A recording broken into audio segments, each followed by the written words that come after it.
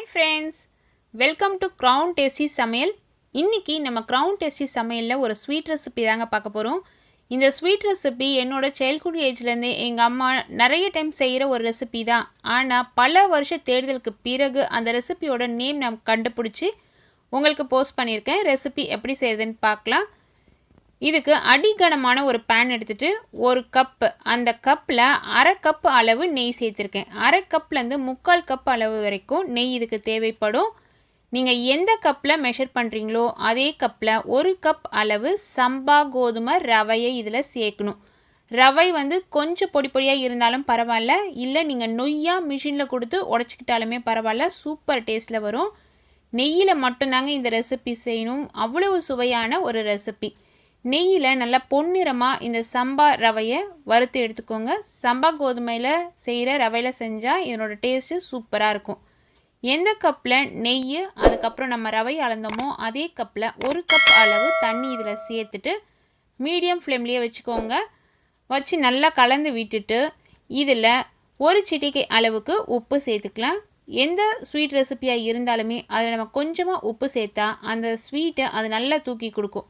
உப்பு சேர்த்து நல்லா கலந்து விட்டுட்டு இதை ஒரு தட்டு போட்டு மூடி லோ ஃப்ளேமில் நம்ம வேக வைக்க போகிறோம். ஒரு 5 நிமிஷத்துக்கு இது அப்படியே இருந்ததுன்னா நல்லா வெந்துடும். இப்போ பார்த்தீங்கன்னா தெரியும், தண்ணியெல்லாம் உறிஞ்சிக்கிட்டு இந்த ரவை ஓரளவு வெந்திருக்கும். ஆனால் இதற்கு போதுமான அளவு தண்ணி நம்ம கொடுக்கல. 1க்கு 3 பங்கு அளவு தண்ணி இதில் சேர்க்கணும். ஆனால் இப்போ நம்ம 1 பங்கு தான் சேர்த்துருக்கோம். மீதி 2 பங்குக்கு இதுக்கு இனிமேல் தான் சேர்க்க போகிறோம். இதை நல்லா கலந்து விட்டாச்சு. அடி பிடிக்காமல் இருக்கணும் அப்படிங்கிறதுனால நீங்கள் நல்லா அடி கனமான பாத்திரம் எடுத்துக்கோங்க. அதில் தான் ரெசிபி நல்லா சூப்பராக வரும்.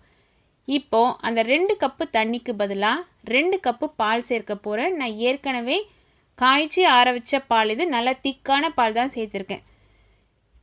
இந்த 2 கப்பு பால் சேர்த்துட்டு மீடியம் ஃப்ளேமில் வச்சு நல்லா இதை கலந்து விடணும். கட்டிகள்லாம் இருக்கவே கூடாது. பால்லையே இந்த ரவை நல்லா வேகணும். அந்த அளவுக்கு நம்ம இதை வேக வச்சு எடுத்துக்கணும். சில சமயம் ரவை நிறைய தண்ணி தேவைப்படும், 3/4 பங்கு அளவு கூட தண்ணி தேவைப்படும். அந்த மாதிரி இருந்ததுன்னா உங்களுக்கு வேகலை இல்லை தண்ணி தேவைப்படுது அப்படிங்கிற பட்சத்தில் பால் அரை கப்பு எக்ஸ்ட்ரா சேர்த்துக்கோங்க. சேர்த்துட்டு லோ ஃப்ளேமில் மீடியம் ஃப்ளேமில் வச்சு தட்டு போட்டு மூடி கலந்து விட்டு வேக விடுங்க. ஒரு 10 நிமிஷத்துக்குள்ளேயே இந்த ரவை நல்லா ஃபுல்லாக வெந்துடும். ஏன்னா ஏற்கனவே ஒரு 5 நிமிஷத்துக்கு வெந்துருச்சு. அதுக்கப்புறம் ஒரு 10 நிமிஷம்னா டோட்டலாக ஒரு 15 நிமிஷம் ஆகுது நமக்கு. இந்த சமயத்தில் ஏலக்காய் தூள் ஒரு அரை டேபிள் ஸ்பூன் அளவுக்கு சேர்த்துடலாம். சேர்த்துட்டு நல்லா கலந்து விடலாம். ஏலக்காய் நீங்கள் முழுசாகவே 1-2 இடித்து சேர்க்குற மாதிரி இருந்தாலும் சேர்க்கலாம். அப்படி சேர்க்கும்பொழுது சாப்பிட்டா நடுவில் அது அந்த விதைகளோட தோலோட மாட்டோம். அதனால் நீங்கள் பவுடர் சேர்த்துக்கோங்க. இப்போ நல்லா சுருங்கி வந்துருச்சு. இந்தளவு நல்லா சுருங்கி வரணும். அந்த பால் நம்ம சேர்த்தோம் இல்லைங்களா, பால் சேர்த்த பிறகு நல்லா சுருங்கி வெந்து வந்த பிறகு எந்த கப்பில் நம்ம ரவை பால் எல்லாம் அளந்தோமோ அதே கப்பில் ஒரு கப் அளவுக்கு சர்க்கரை சேர்த்துக்கோங்க.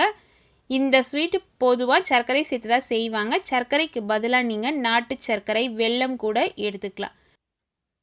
எந்த கப்பில் ரவை அளந்தீங்களோ, அதாவது தலை தட்டி அந்த கப்பில் ரவை அளந்தால் அதில் கொஞ்சம் கோபுரம் போல் நீங்கள் எடுக்கிற இனிப்பு சேர்த்துக்கோங்க. அப்போ நல்ல சுவையாக இருக்கும்.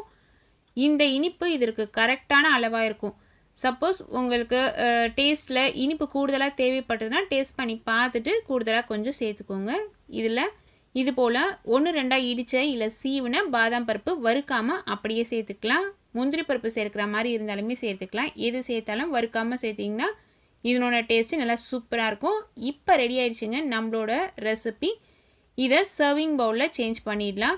இது சாப்பிட்றதுக்கு ரொம்பவே டேஸ்டியாக இருக்கும். ராஜஸ்தானில் ரொம்ப ஃபேமஸான ஒரு ரெசிபி தான் இது. இதனோட நேம் லாப்சி. நீங்களும் ட்ரை பண்ணி பாருங்கள். இந்த ரெசிபியை ட்ரை பண்ணி சாப்பிட்டு பார்த்துட்டு எனக்கு கமெண்ட்ஸில் சொல்லுங்கள். இது போல் விதவிதமான ரெசிபிஸ் நீங்கள் தெரிஞ்சுக்கணுன்னு விருப்பப்பட்டிங்கன்னா நம்ம சேனலை சப்ஸ்கிரைப் செஞ்சு பக்கத்தில் இருக்க பெல் ஐக்கான் ப்ரெஸ் பண்ணி வச்சுக்கிட்டிங்கன்னா அப்லோட் பண்ண உடனேயே உங்களுக்கு நோட்டிஃபிகேஷன் வந்துடும். Thank you friends.